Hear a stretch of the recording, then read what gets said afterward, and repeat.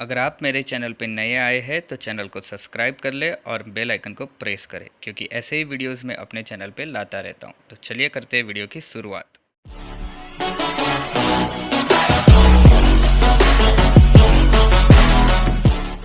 Hello friends, welcome back to my channel.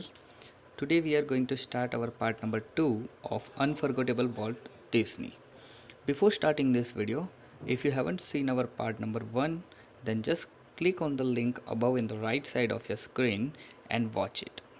So let's start this video. The rest is a history. અને જે બાકીનો તો ઇતિહાસ છે. Walt's mouse Mickey celebrated his 40th birthday in 1968 and a happy 40th it was. હવે કહે છે કે વોલ્ટનો માઉસ મિકી એ 1968માં તેનો 40મો જન્મદિવસ ઉજવ્યો હતો અને ખરેખર તે 40મો જન્મદિવસ એકદમ ખુશમિજાજી હતો.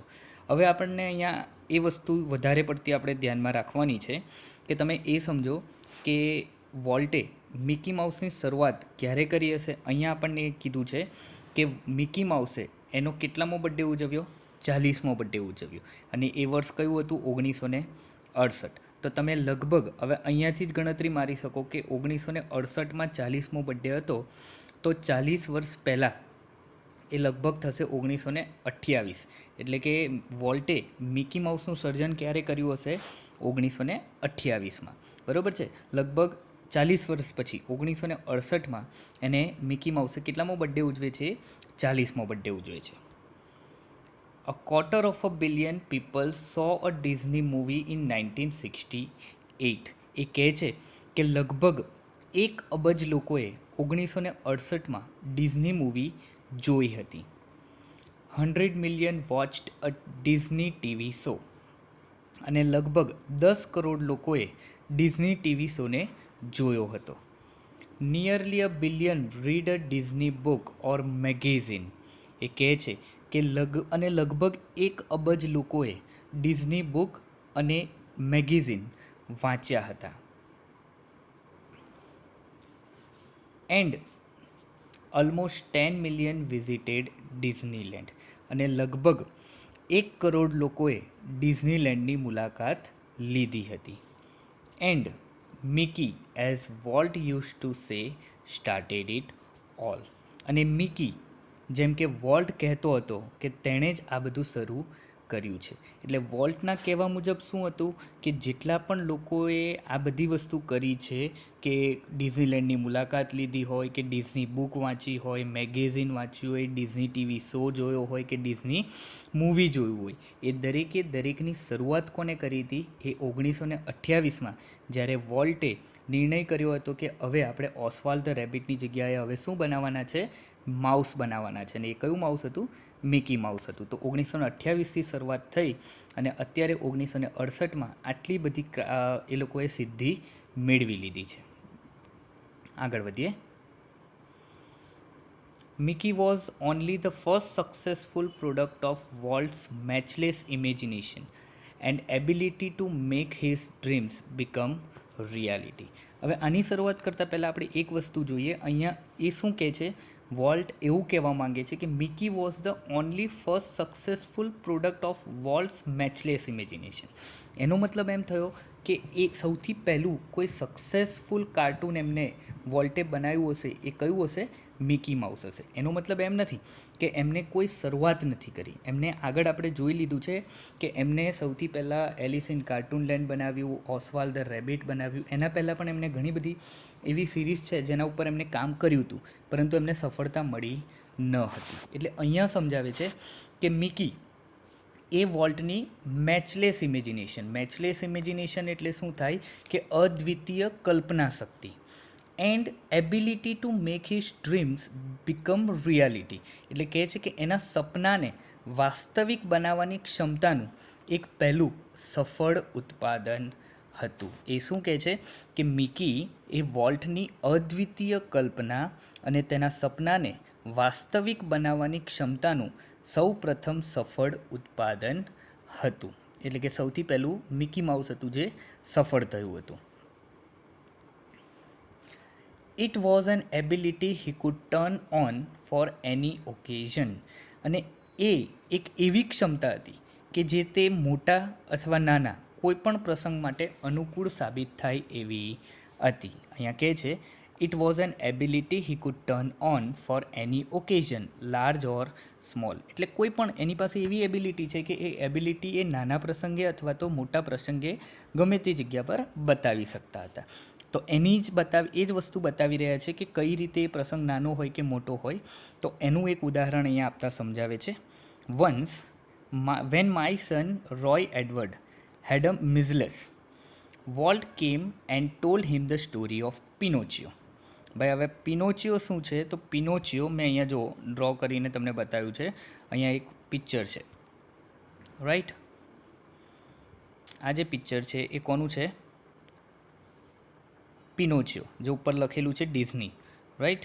હવે પિનોચિયો વિશેની સ્ટોરી તો તમે લગભગ સાંભળી હશે, તમે આને કદાચ જોયું હશે, રાઈટ. તો એમાંની એક સ્ટોરીનું એક પિક્ચર છે કે જેનું નાક કેવું થઈ જાય છે?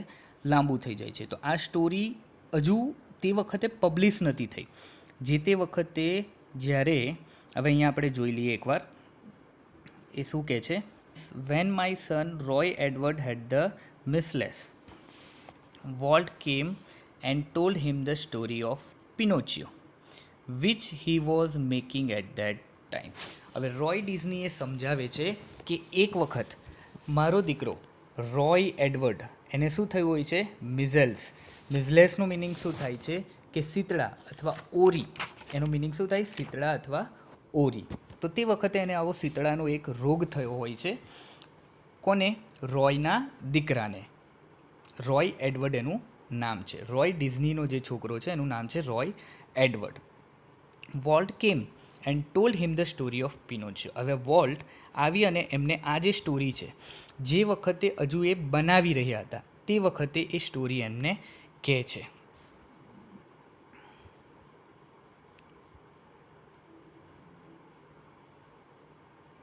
When Walt told a story it was a virtuoso performance. અહીંયા શું કહે છે?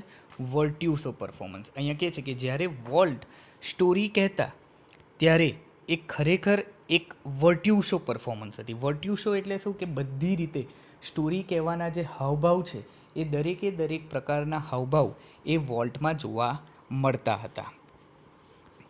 His eyes riveted his listener. એની આંખો એ સાંભળનારને મંત્રમુગ્ધ કરી દેતી. His moustache twitched expressively. અને જે રીતે એ સ્ટોરી કહેતા એ રીતે એમની મૂછો પણ એ જ રીતે એ મરોડતા હતા. His eyebrows rose and fail and his hands moved with the grace of a musical conductor. હવે જ્યારે એ સ્ટોરી કહેતા ત્યારે એમની આઈબ્રો પણ ઉપર નીચે થતી. And his hands moved with the grace of a musical conductor. અને એમના જે હાથ છે તમે અહીંયા જોઈ શકો છો. એક મ્યુઝિકલ કંડક્ટરનું પિક્ચર દર્શાવેલું છે કે જે રીતે એના હાથ એક મ્યુઝિકલ કંડક્ટર હોય, એના હાથમાં જે રીતે પેલી લાકડી હોય એ લાકડી એ રીતે જે રીતે હલાવતા હોય એ રીતે પોતાના હાથ હલાવીને પૂરી રીતે એ વાર્તાને કહેતા હતા.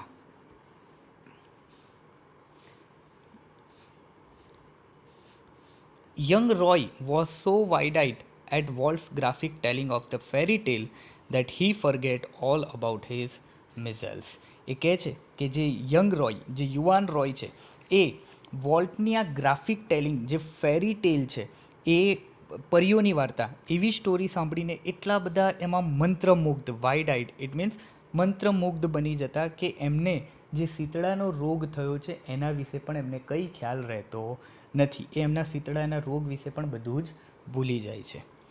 Letter when he saw the finished picture he was strangely disappointed.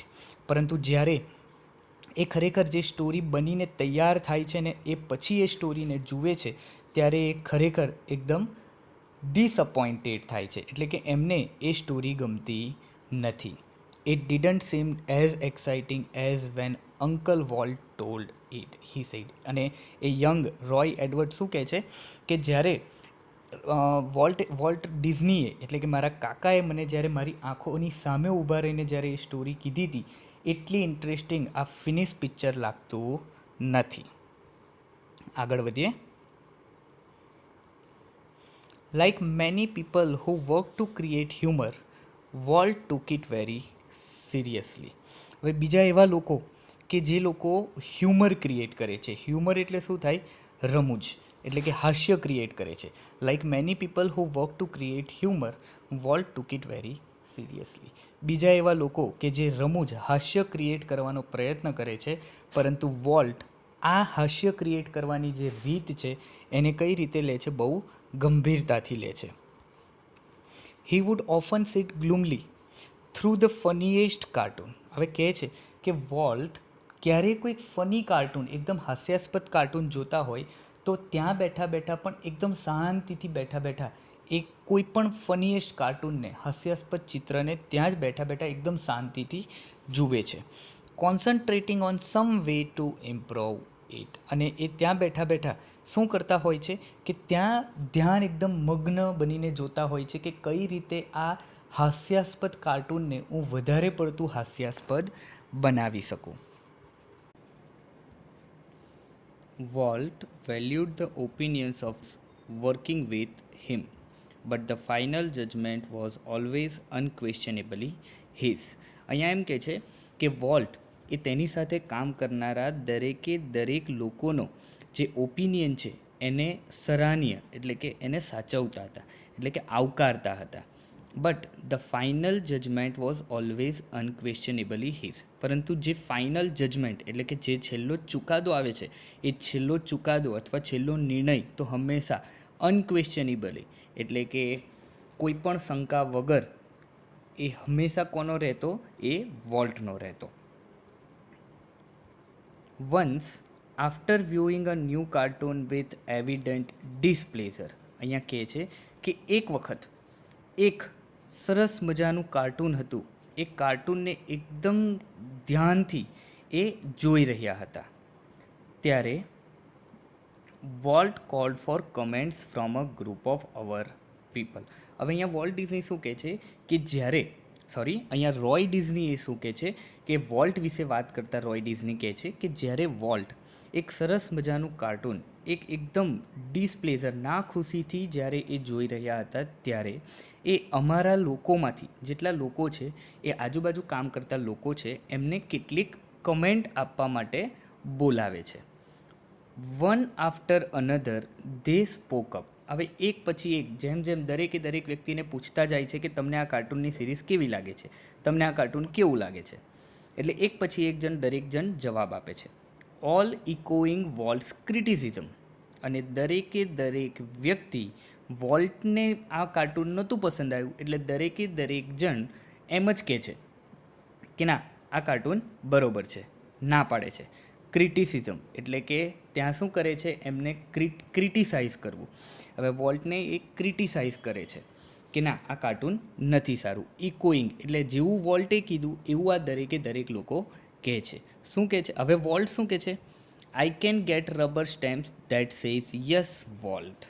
એટલે વોલ્ટ એમ કહે છે કે આના કરતાં તો એક કામ કરું, હું એક રબર સ્ટેમ્પ લાવી દઉં અને રબર સ્ટેમ્પ ઉપર લખી દઉં યસ વોલ્ટ. એટલે કઈ રીતે? કે જાણે કે આ એક રબર સ્ટેમ્પ હોય તો રબર સ્ટેમ્પ ઉપર શું લખી દેવાનું? Yes volt. સીધો રબર સ્ટેમ્પ મારી દેવાનો કે હા, વોલ્ટ કહે છે દરેક વસ્તુ કેવી છે? સાચી છે. આગળ વધીએ. હી સ્નેપ્ડ. Then he willed and asked the projectionist what he thought. હવે વચ્ચે અહીંયા એક વર્ડ રહી ગયો, સ્નેપ્ડ. સ્નેપ્ડ એટલે શું છે કે લોકો એક પછી એક આવતા જતા હતા અને વાતો કરતા જતા હતા, વોલ્ટનું ક્રિટિસિઝમ કરતા જતા હતા, ત્યારે વોલ્ટ વચ્ચે વાતને કાપતા. સ્નેપ્ડ એટલે શું થાય કે વાતને કાપવી. એટલે વચ્ચે વાત કાપતા એ કહે છે કે આના કરતાં તો એક કામ થાય કે હું એક રબર સ્ટેમ્પ લાવી દઉં જેના ઉપર ખાલી લખેલું હોય yes volt. Then he willed and asked the projectionist what he thought. વિલ્ડનો મિનિંગ શું થાય કે આગળ વધવું. એટલે વોલ્ટ આગળ વધે છે અને એક પ્રોજેક્શનિસ્ટને પૂછે છે. હવે પ્રોજેક્શનિસ્ટ કોણ હોય છે કે તમે સે ફોર એન એક્ઝામ્પલ તમે કદાચ જોયું હશે કે અહીંયા તમે થિયેટરમાં તમે કેટલીક વાર ગયા હશો તો અહીંયા પડદો હોય છે, રાઈટ? પછી આ રીતે અહીંયા કોઈક સિટિંગ પોઝિશન અહીંયા બધી હોય છે, અહીંયા બધા બેઠા હોય છે, ક્લિયર? પણ પાછળ એક અહીંયાથી જે ફોકસ અહીંયા પડે છે, રાઈટ. એ ફોકસ અહીંયા જે બેઠો હોય છે, જે વ્યક્તિ કામ કરતો હોય છે ને આપણે શું કહીએ છીએ, પ્રોજેક્શનિસ્ટ કહીએ છીએ. તો એ પ્રોજેક્શનિસ્ટને વાત કરતાં કહે છે વોટ હી થોટ, એટલે કે તે આ બાબતે આ કાર્ટૂન વિશે શું વિચારે છે. The man sensed the dissent that was in order. હવે એ વ્યક્તિ પારખી જાય છે, ડિસેન્ટ એટલે કે અણગમાને પારખી જાય છે કે અત્યારે વોલ્ટ કદાચ નાખુશ દેખાય છે, એટલે કે મારે હવે વોલ્ટનું ક્રિટિસિઝમ ન કરતાં મારે વોલ્ટની પ્રશંસા કરવી જોઈએ. એટલે એ શું કહે છે, I think you are all wrong, he declared. એ જાહેર કરે છે કે મને એવું લાગે છે કે તમે બધા, એટલે કે બીજા બધા જે વ્યક્તિઓ છે એ બધા કેવા છે, રોંગ છે. વોલ્ટ જસ્ટ ગ્રીન્ડ એનો મિનિંગ શું થાય, હળવું હાસ્ય. એટલે વોલ્ટ ફક્ત હસે છે. You stick to your projector, he suggested. એટલે વોલ્ટ એને હસતા હસતા કહે છે કે તારે ભાઈ બીજું કંઈ કામ નથી કરવું, તું ફક્ત ને ફક્ત તારા પ્રોજેક્ટર ઉપર જ ચોંટીને રહે, તારે પ્રોજેક્ટર સિવાય બીજું કંઈ કામ કરવાની જરૂર નથી. આગળ વધીએ. Volt involved himself in everything. હવે વોલ્ટ વિશે આપણા જે રોય ડિઝની છે એ કંઈક અલગ વસ્તુ બતાવે છે. એ શું કહે છે કે વોલ્ટ એ દરેકે દરેક વસ્તુમાં સામેલ થવાનો પ્રયત્ન કરે છે. During one story conference on the Mickey Mouse Club TV show, the storyman, pointer in hand, was outlining a sequence called how to ride a bicycle. હવે અહીંયા શું કહે છે રોય ડિઝની કે જ્યારે વોલ્ટ એ એક સ્ટોરી કોન્ફરન્સમાં બેઠા હતા કે જે Mickey Mouse Club TV show દ્વારા આયોજિત થયેલી હતી. એમાં એક વ્યક્તિના હાથમાં શું છે, એક સ્ટોરીમેન છે, એના હાથમાં શું છે, પોઇન્ટર છે. Was outlining a sequence called how to ride a bicycle. એટલે કે એ how to ride a bicycle નામની એક જે એમની સિરીઝ હશે, કાર્ટૂન સિરીઝ હશે, એના વિશે થોડી ઘણી ચર્ચા કરી રહ્યા હતા. હવે તમે એક વસ્તુ ખ્યાલ રાખજો કે આ વ્યક્તિ છે, રાઈટ, એ વ્યક્તિના હાથમાં અહીંયા શું છે, પોઇન્ટર છે, અહીંયા પડદો હશે, તો એ પડદા ઉપર સમજાવી રહ્યા હતા કે how to ride a bicycle, એટલે કે બાઇસિકલ, સાયકલ કઈ રીતે ચલાવવાની છે એ સમજાવી રહ્યા હતા. હવે શરૂઆત કરે છે. Now when you get on your bicycle, he began. હવે જ્યારે એ સ્ટોરી ટેલર શરૂઆત કરે છે કે જ્યારે તમે તમારી સાયકલ ઉપર બેસો છો ત્યારે, ગેટ ઓન એટલે કે બાઇસિકલ ઉપર બેસો છો ત્યારે. અહીંયા વસ્તુ બહુ મહત્ત્વથી ધ્યાનથી સમજજો. અહીંયા શું કહે છે, now when you get on your bicycle, તમારી બાઇસિકલ ઉપર તમે જ્યારે બેસો છો ત્યારે. Walt stopped him. અહીંયા જ વોલ્ટ એને રોકી દે છે કે ભાઈ ઊભો રહી જા. Change your bicycle to a bicycle. એટલે વોલ્ટ શું કહે છે કે આ જે યોર બાઇસિકલ, અહીંયા જે યોર હતું એની જગ્યાએ શું મૂક, અ મૂક. એટલે શું થાય, now when you get on a bicycle. હવે તમને એ વસ્તુ ખબર હશે કે આ અહીંયા વોલ્ટ શું કરવા માંગે છે. એ શું કહે છે કે યોર બાઇસિકલને ચેન્જ કરીને અ બાઇસિકલ કર. કેમ, તો કે યોર એટલે શું થાય, તારી થાય, અને અ એટલે શું થાય, એક બાઇસિકલ થાય, રાઈટ. આગળ એ સમજાવતા કહે છે, he said, remember, every kid isn't fortunate enough to have a bicycle of his own. Volt શું કહે છે કે યાદ રાખો કે દરેકે દરેક બાળક એટલું ભાગ્યશાળી નથી હોતું કે એની પાસે પોતાની એક બાઇસિકલ હોય. તો જુઓ, એક સ્ટોરી ટેલર અત્યારે વાર્તા કહી રહ્યો છે ને એ સ્ટોરી ટેલરને પણ એ સમજાવી રહ્યા છે કે એમનું વિઝન, ખરેખર એમની દ્રષ્ટિ કેટલી લાંબી હશે, એ કેટલું દૂર સુધી વોલ્ટ વિચારતા હશે, એ વસ્તુ અહીંયા બતાવી છે કે દરેક આપણે એ વસ્તુ યાદ રાખવું જોઈએ કે આપણે બહુ મિડલ ક્લાસના જે લોકો છે એ મિડલ ક્લાસના લોકો પાસે તો ઇઝીલી સાયકલ અવેલેબલ હોઈ શકે, અમીર લોકો પાસે પણ ઇઝીલી સાયકલ અવેલેબલ હોઈ શકે, પરંતુ એમને અહીંયા ગરીબ લોકોને પણ ધ્યાનમાં લીધેલા છે કે એવા ઘણા બધા લોકો છે કે જેમને બાઇસિકલ પણ એટલે સાયકલ પણ એમના નસીબમાં હોતી નથી, રાઈટ. આગળ વધીએ.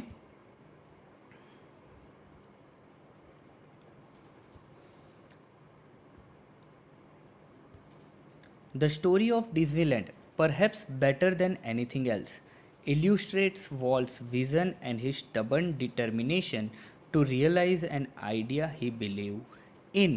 હવે અહીંયા કહે છે ધ સ્ટોરી ઓફ ડિઝનીલેન્ડ, એટલે હવે કોના ઉપર રોય ડિઝની ફોકસ કરે છે, ડિઝનીલેન્ડ ઉપર ફોકસ કરે છે. એ કહે છે કે ડિઝનીલેન્ડની જે સ્ટોરી છે એ ખરેખર પરહેપ્સ એટલે શું થાય, ખરેખર બેટર દેન એનીથિંગ એલ્સ, એટલે કે બીજા બધા કાર્ય કરતાં ડિઝનીલેન્ડની સ્ટોરી છે એ ખરેખર બહુ જ સરસ મજાની છે. એ શું કહે છે, ઇલ્યુસ્ટ્રેટ વોલ્ટ્સ વિઝન. એ સ્ટોરી શું વર્ણવે છે કે જેમાં વોલ્ટનું વિઝન છે, એટલે કે વોલ્ટની જે દીર્ઘદ્રષ્ટા જે વોલ્ટ હતા પહેલેથી બહુ બધું આગળનું વિચારીને કામ કરતા હતા.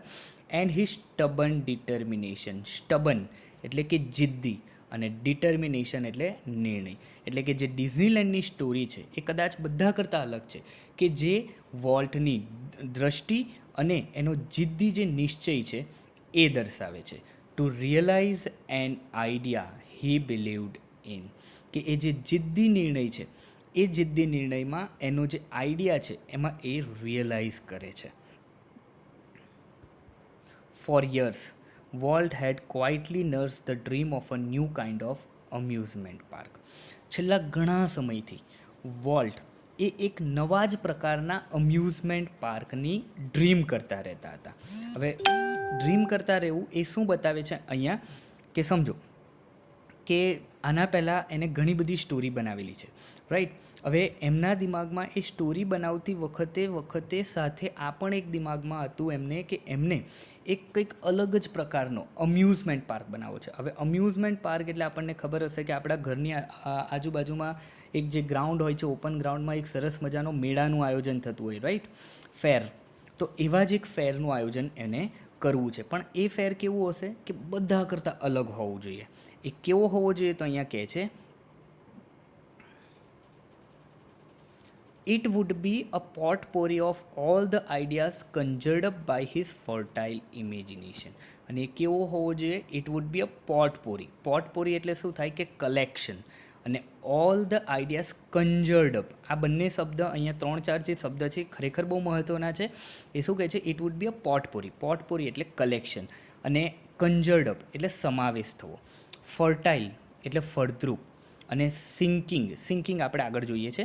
એ શું કહે છે કે એ અમ્યુઝમેન્ટ પાર્ક એ કેવો હશે તો કે it would be a potpourri of all the ideas conjured up by his fertile imagination. એના જે ફળદ્રુપ ઇમેજિનેશનમાંથી નીકળેલા ઘણા બધા આઈડિયાઝ છે, ઘણા બધા વિચારો છે, એ દરેક વિચારોને ભેગા કરીને આમાં સામેલ કરેલા છે.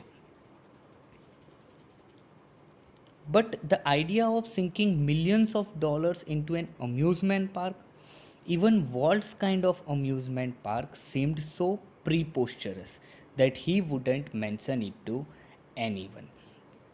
પરંતુ એ કહે છે એને જે પ્રકારનો વોલ્ટે જે પ્રકારનો અમ્યુઝમેન્ટ પાર્ક બનાવવાનું વિચાર કર્યું છે એના માટે ઘણા બધા રૂપિયા જોઈએ. એટલા માટે કહે છે, but the idea of sinking millions of dollar into an amusement park, એટલે કે એક અમ્યુઝમેન્ટ પાર્ક બનાવવામાં આટલા બધા $1 મિલિયન ડૂબાડી દેવા, even Walt's kind of amusement park seem so preposterous. અને એ પણ કેવો કે વોલ્ટે વિચારેલો, એટલે વોલ્ટે જે વિચાર કર્યો હશે એ કંઈ નાનો એવો તો હશે નહીં. એટલા માટે વોલ્ટ ખુદ વિચારે છે કે મેં જે વિચાર્યો છે એવા પ્રકારનો અમ્યુઝમેન્ટ પાર્ક બનાવવા માટે બહુ બધા રૂપિયાની જરૂર પડશે. અને એ ખરેખર કેવું લાગે છે, પ્રીપોસ્ચરસ, એટલે કે એકદમ હાસ્યાસ્પદ લાગે છે. That he wouldn't mention it to anyone. અને એટલા જ માટે એને ક્યારેય પોતાના આ વિચારની કોઈને જાણ થવા દીધી નથી.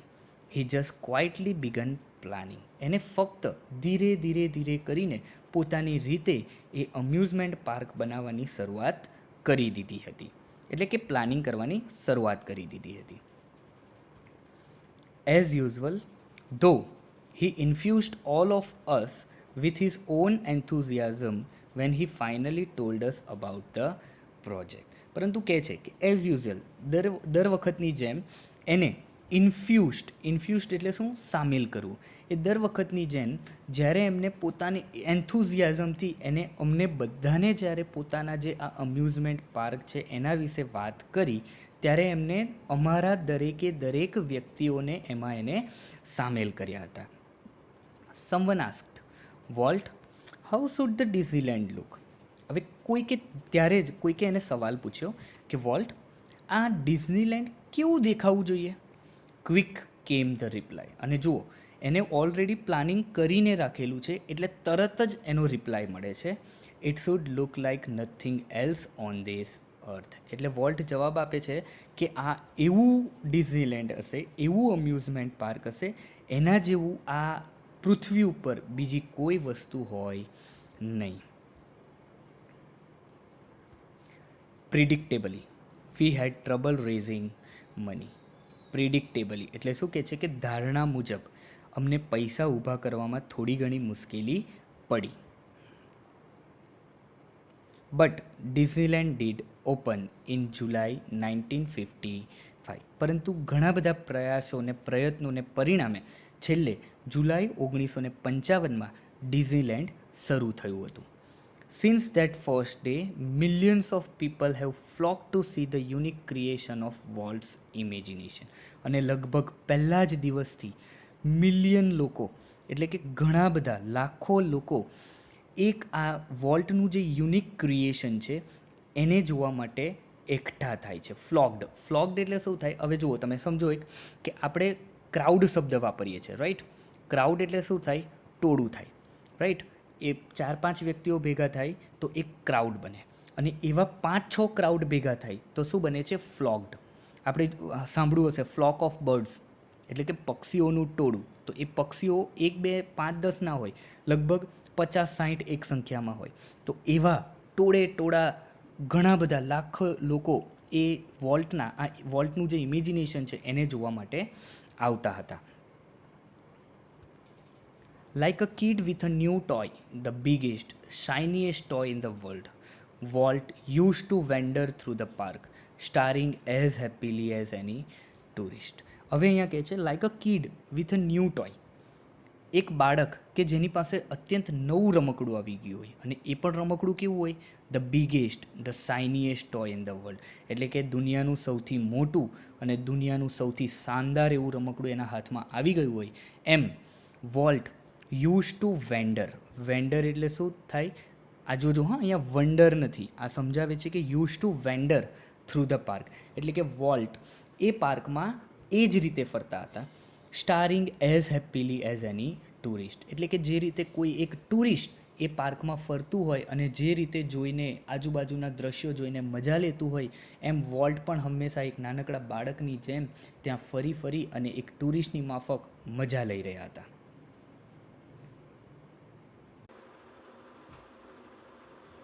The overwhelming success of Walt's crazy idea triggered a dramatic about phase in the Disney fortune. Overwhelming, it means કે જબરજસ્ત. હવે અહીંયા કહે છે કે વોલ્ટના આ ક્રેઝી આઈડિયા મીન્સ શું થાય? કે પાગલ વિચાર. એટલે કહે છે કે વોલ્ટના આ પાગલ વિચારની જબરજસ્ત સફળતાથી ડિઝનીના નસીબમાં અચાનક બદલાવની શરૂઆત થઈ. ટ્રિગર્ડ એટલે શરૂઆત થવી. Yet success never changed volt. હવે ડિઝનીના નસીબમાં અચાનક જે બદલાવની શરૂઆત થાય છે અને ધીરે ધીરે એ સિદ્ધિ પ્રાપ્ત કરતા થાય છે, પૈસા કમાતા થાય છે, છતાં પણ આ સફળતા એ ક્યારેય વોલ્ટને બદલી શકતી નથી. He remained the simplest of men. He hated parties and his idea of a night out was a burger and chili at some little restaurant. એ કહે છે કે આટલી બધી સફળતા મળ્યા પછી પણ એ સફળતા વોલ્ટને બદલી શકી નથી. He remain the simplest of men. અને હંમેશા એ સાદગીપૂર્ણ જીવન જીવતા હતા. He hated parties. એમને પાર્ટી કરવાનો કોઈ શોખ હતો નહીં. And his idea of a night out was a burger and chilli at some little restaurant. અને એમને જો કદાચ કંઈક પાર્ટી કરવાની ઈચ્છા થાય તો રાત્રે બહાર જઈ અને કોઈ એક રેસ્ટોરન્ટમાં જઈ અને બર્ગર અને ચીલી એ ખાઈ લેતા હતા. ચીલી એટલે કે મરચું અથવા તો ચીલી સોસ, કોઈ પણ વસ્તુ આપણે અહીંયા લઈ શકીએ છીએ. His only extravagance was a miniature railroad that ran around the ground of his home. હવે અહીંયા કહે છે કે આ બધામાં એ ક્યારેય પૈસા વધારે પડતા વાપરતા નહીં, પણ હિઝ ઓનલી એક્સ્ટ્રાવેગન્સ એટલે અપવ્યય, વધારે પડતો ખર્ચો એને કોઈક જગ્યા પર કર્યો હોય તો એની વાત છે. His only extravagance was a miniature એટલે નાની કક્ષાનું railroad that ran around the grounds of his home. એટલે કે આપણે લગભગ આપણે જોયું હશે કોઈક થીમ પાર્કમાં કે આપણે કોઈ જગ્યાએ જોઈ હશે કે નાનકડી એવી નાના નાના બાળકો માટેની જે ટોય ટ્રેન આવે છે, તો એવા પ્રકારની ટ્રેન એમને પોતાના ઘરની આજુબાજુમાં મૂકી હતી. આગળ વધીએ. What do you do with all your money? A friend once ask હિમ. હવે એક વખત એમના મિત્ર એમને પૂછે છે કે તમે આ બધા પૈસાનું શું કરો છો? એટલે વોલ્ટ ડિઝની જવાબ આપતા કહે છે, પોઇન્ટિંગ એટ ધ સ્ટુડિયો. એટલે કે જે ડિઝની સ્ટુડિયો છે એ તરફ ઇશારો કરતા એ કહે છે, I fertilise that field with it. હવે અહીંયા સમજવાનું ખરેખર બહુ મહત્ત્વનું છે. એ કહે છે I fertilise that field with it. એ શું કહેવા માંગે છે કે હું એ ફિલ્ડને ફર્ટિલાઇઝ કરું છું. હવે ફર્ટિલાઇઝ કરવું એટલે ખાતર આપવું, ફિલ્ડ એટલે ખેતર, અને ઈટ એટલે અહીંયા છે પૈસા. હવે આને કંઈક અલગ રીતે તમને પૂછાય છે, એટલે આ ખાસ ધ્યાનમાં અહીંયા રાખવાનું છે કે હું એ જે પૈસા આવે છે એ પૂરેપૂરા પૈસા ક્યાં નાખી દઉં છું? પાછા ડિઝનીલેન્ડમાં નાખી દઉં છું. હવે ફર્ટિલાઇઝ અને ફિલ્ડ એટલે અહીંયા શું છે? ડિઝની સ્ટુડિયો છે. અને ઈટ એટલે અહીંયા શું છે? પૈસા છે. એટલે કે હું એ ખેતરમાં ખાતર નાખતો રહું છું. And it is true that Walt plowed money back into the company almost as fast as it came in. અને એ સાચું પણ છે કે વોલ્ટ એ જેટલા પૈસા એમાંથી પાછા આવતા એ દરેકે દરેક પૈસા એ પાછા કંપનીમાં જ નાખી દેતા હતા. પોતાની રીતે એ કોઈ પણ રૂપિયો એમાંથી લેતા હતા નહીં. આગળ વધીએ છીએ. Being solvent for the first time since he started in business gave Walt a chance to develop other ideas. એ કહે છે કે તેમણે વ્યવસાય શરૂ કર્યો ત્યારથી પ્રથમ વખતે શું બન્યા છે? સોલ્વન્ટ એટલે શું થાય? ધનવાન બનવું. એટલે કહે છે કે તેમણે વ્યવસાય શરૂ કર્યો ત્યારથી પ્રથમ વખત ધનવાન બનવાને કારણે વોલ્ટને અન્ય વિચારો વિકસાવવાની તક મળી. This included the development of a mineral kind. અને આ વિચારોમાં કયો વિચાર સામેલ છે? Development of a mineral kind એટલે શું થાય? કાચી ધાતુ. એટલે કાચી ધાતુને વિકસાવવાનો પણ એક વિચાર અહીંયા સામેલ છે. અને એ કાચી ધાતુ ક્યાંની છે? તો એ કહે છે an Alpine like valley high in the Sierra mountains. એક મિનરલ કાઇન્ડને સમજાયું છે અહીંયા કે આલ્પાઇન લાઇક એક વેલી છે. આલ્પાઇન આપણે ઝાડ જોયા હશે તમે, આ રીતના જે ઝાડ આવે છે ઊંચા રાઈટ, એ પ્રકારના જે ઝાડ છે એ પ્રકારના ઝાડ એ સિયેરા માઉન્ટેન્સ પાસે આવેલા છે. ત્યાંથી આ કાચી ધાતુ મળે છે. A California Institute of Art for which he donated the land and several $million. બીજું એક વિચારમાં એ પણ સામેલ છે કે કેલિફોર્નિયા ઇન્સ્ટિટ્યૂટ ઓફ આર્ટ નામની જે જગ્યા છે ત્યાં આ જે મિનરલ કાઇન્ડ છે એ આ જ જગ્યા ઉપર છે. કેલિફોર્નિયા ઇન્સ્ટિટ્યૂટ ઓફ આર્ટ નામની જગ્યા ઉપર જ એમને કેટલાક $1 million, કેટલીક જમીન અને કેટલાક $1 million રૂપિયા શું આપેલા છે? ડોનેટ એટલે કે દાનમાં આપેલા છે. And most ambitious of all. અને આ દરેકમાં સૌથી એમ્બિશિયસ એટલે મહત્વકાંક્ષી કોઈ હોય તો એ શું છે? $100 million Disney world and city of tomorrow in Florida. એટલે કે બે વસ્તુ છે સૌથી મહત્વકાંક્ષી આમાં હોય તો કોણ છે?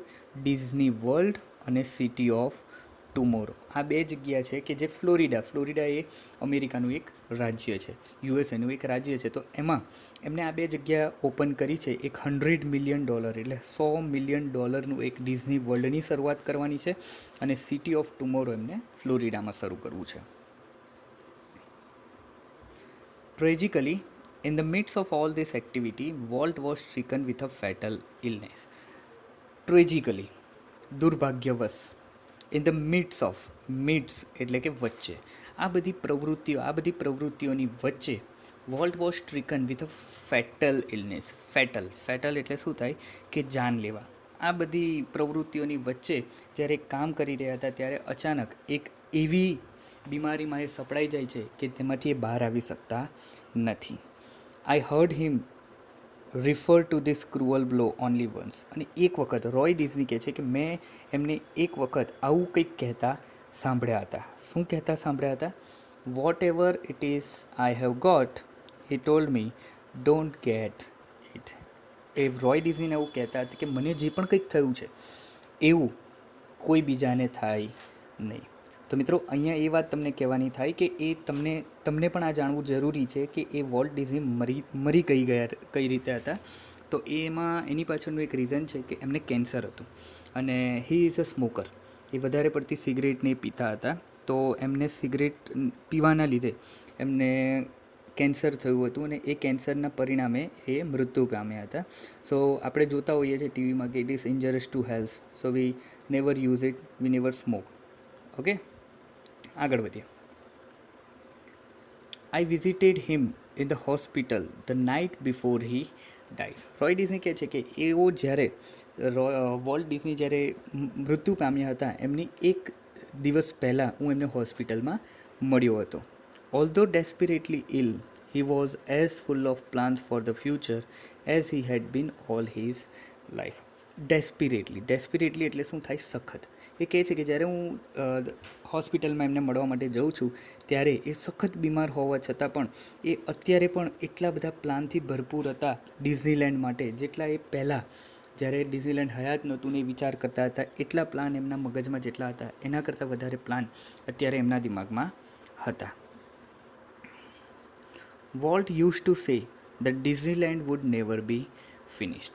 વોલ્ટ કહેતા હતા કે ડિઝનીલેન્ડ કદી સમાપ્ત નહીં થાય, એન્ડ ઇટ નેવર વિલ. અને એ ક્યારેય થશે પણ નહીં. I like to think to that Walt Disney's influence will never be finished. અને મને પણ એવું જ લાગે છે કે વોલ્ટ ડિઝનીનો પ્રભાવ ક્યારેય પૂરો થશે નહીં. એટલે રોય ડિઝની કહે છે કે મને પણ એવું લાગે છે કે વોલ્ટ ડિઝનીનો જે પ્રભાવ છે એ ક્યારેય ડિઝનીલેન્ડ ઉપરથી પૂરો થશે નહીં.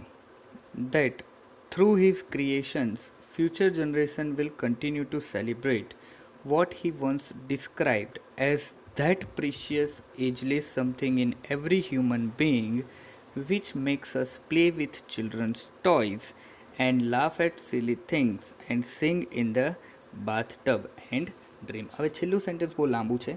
એ કહે છે કે રોય ડિઝની છેલ્લે એવું કહે છે કે મને પણ એવું લાગે છે કે વોલ્ટ ડિઝનીનો પ્રભાવ ક્યારે પૂરો થશે નહીં. અને એ આગળ કહે છે કે તેમના સર્જન દ્વારા ભવિષ્યમાં આવનારી પેઢીઓ એ વાતની ઉજવણી ચાલુ રાખશે કે જેવું તેમણે એકવાર વર્ણવ્યું હતું. શું વર્ણવ્યું હતું? તો એ કહે છે કે આપણા દરેકમાં એવું કંઈક અનમોલ છે જે આપણને એક નાના બાળકના રમકડાથી રમવા માટે પ્રેરે છે અને નાની નાની વસ્તુઓ પર ખિલખિલાટ હસતા તથા બાથ ટબમાં ગાવા માટે અને સપના જોવા માટે પ્રેરે છે. એટલે એક બાળક વૃત્તિ આપણામાં કોઈક ને કોઈક રીતે હયાત છે કે હંમેશા અને હંમેશા માટે આપણને એ તરફ પ્રેરતા રહે. So friends, thank you so much for watching this video and I hope that you understood everything from this part number 2. And if you still have any doubt in your mind, then just write me down in the comment box below. And yes, don't forget to subscribe the channel for such interesting videos. Jai Hind, Jai Bharat.